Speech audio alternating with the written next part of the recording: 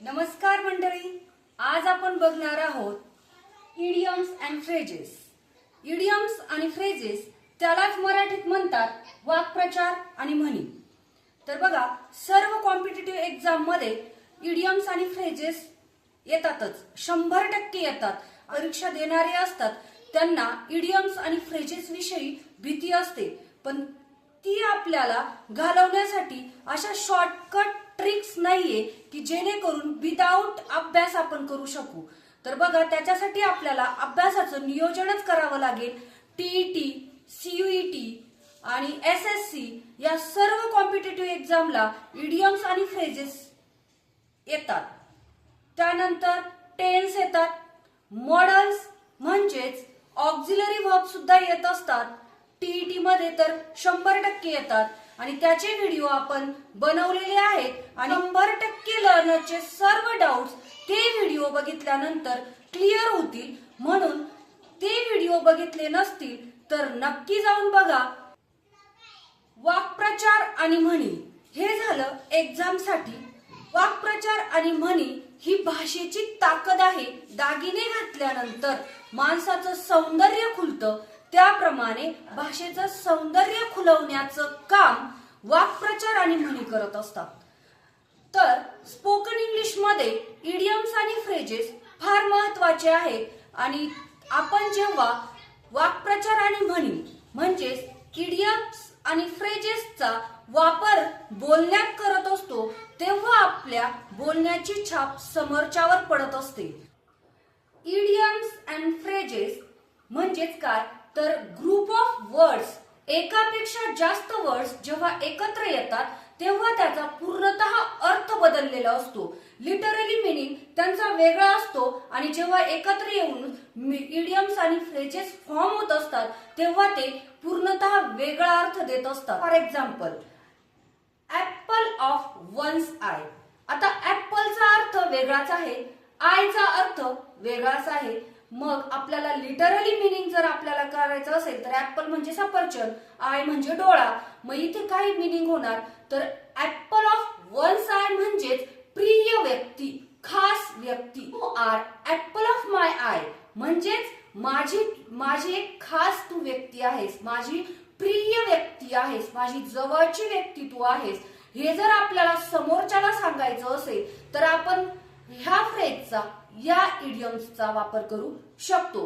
परंतु हा जो एक एक शब्द आहे त्याचा लिटरली मिनिंग पूर्णतः वेगळा आहे आणि जेव्हा इडियम्स आणि फ्रेज आपण फॉर्म होत असतात तेव्हा त्याचा पूर्णतः मिनिंग वेगळा होत असतो. म्हणजेच इथे प्रॉपर स्टडीची गरज आहे.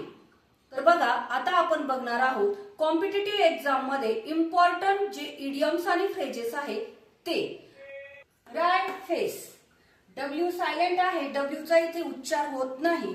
राय फेसचा अर्थ होतो शो डिसअपॉइंटमेंट, त्यालाच मराठीत म्हणतात नाराजी दाखवणे. To lose face, to lose respect from others, आदर किंवा प्रतिष्ठा गमावणे. To hang around, to spend a lot of time with someone in a place. मित्रांसोबत वेळ घालवणे, गप्पा मारणे. High and low, high and low म्हणजेच एव्हरीवेअर, प्रत्येक ठिकाणी.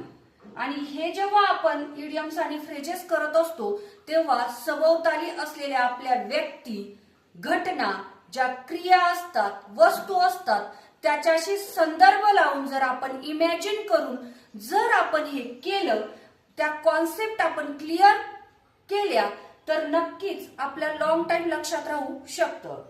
तर हाय अँड लो म्हणजे काय, हाय अँड लो एव्हरीवेअर, प्रत्येक ठिकाणी. बॅड ब्लड, बॅड ब्लड इल फिलिंग्स, एनिमॉसिटी, त्यालाच मराठीत म्हणतात शत्रुत्व. त्याचा अर्थ मराठीत होतो शत्रुत्व. ऍट द हेल्म ऑफ, त्याचा मिनिंग आहे लीडरशिप, नेतृत्व करणे. चीअर ऑन, टू सपोर्ट, प्रोत्साहन देणे, हिम्मत देणे. Hot head, rash person. Hot head म्हणजेच त्याच्यातच अर्थ आहे हॉट हेड, गरम डोक्याचं, म्हणजेच rash person.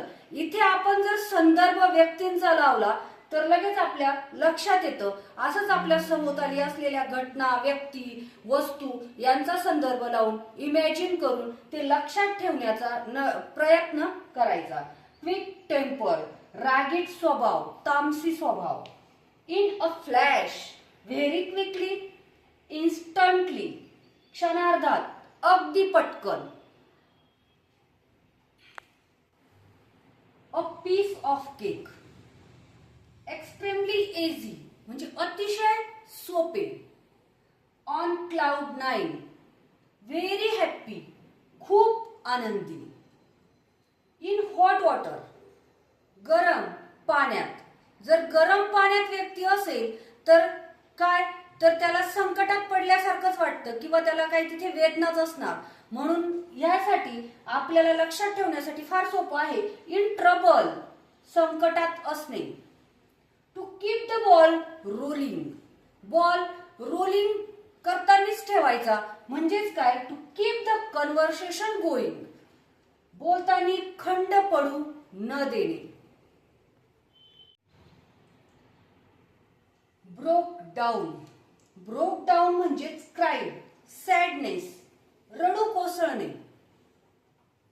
To root out, eliminate, eradicate completely, निर्मूलन करणे, मुळासकट उपटून टाकणे, कोणत्याही गोष्टीचं निर्मूलन करणे. आणि to root out, eliminate, eradicate. Competitive exam मध्ये 4 ऑप्शन दिलेले असतात आणि याच्या रिलेटेड एखादा ऑप्शन असेल तर तो करेक्ट. ब्रोक डाऊन, दुःख, भावनिक होणे आणि किंवा रडू कोसळणे.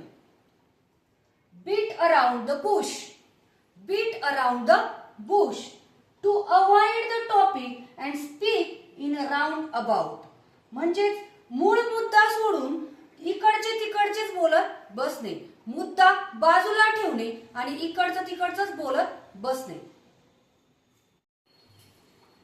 अ मॅन ऑफ स्ट्रॉ, इनसबस्टेन्शियल, चारित्र्यहीन, बेईमान. चारित्र्यहीन व्यक्ती, बेईमान व्यक्ती यासाठी आपण a man of straw he phrase आपण वापरत असतो. स्मेल अ रॅट.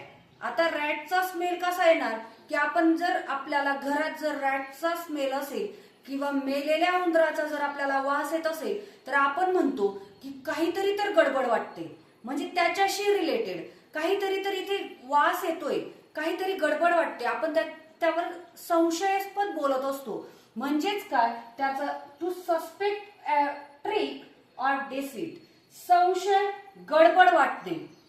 आता स्मेल अ रॅट याच्यावरनच आपल्याला समजतं, म्हणजे डेली आपल्या लाईफशी जर आपण रिलेट केलं तर आपल्याला लक्षात ठेवायला सोपं जातं. Through their nose, through their nose and extremely high price. काहींचा अर्थ लागतो, काहींचा टोटली अर्थ वेगळा लागतो, त्याचा अभ्यासच करावा लागेल. अँड एक्स्ट्रीमली हाय प्राइस, खूप जास्त दर. At the 11th hour, at the 11th hour, at the last possible moment, शेवटच्या क्षणी, ऐनवेळी. तर बघा, सर्व इम्पॉर्टंट फ्रेजेस मी घेतलेले होते. काही इम्पॉर्टंट फ्रेजेस आपण दुसऱ्या व्हिडिओमध्ये घेणार आहोत. जर तुम्हाला व्हिडिओ आवडला असेल तर व्हिडिओला लाईक करा, शेअर करा आणि चॅनलला सबस्क्राईब करा. असेच नवनवीन व्हिडिओ आपण घेऊन येणार आहोत. मराठीद्वारे बिगिनर्सलाही सोपं जाईल अशा पद्धतीने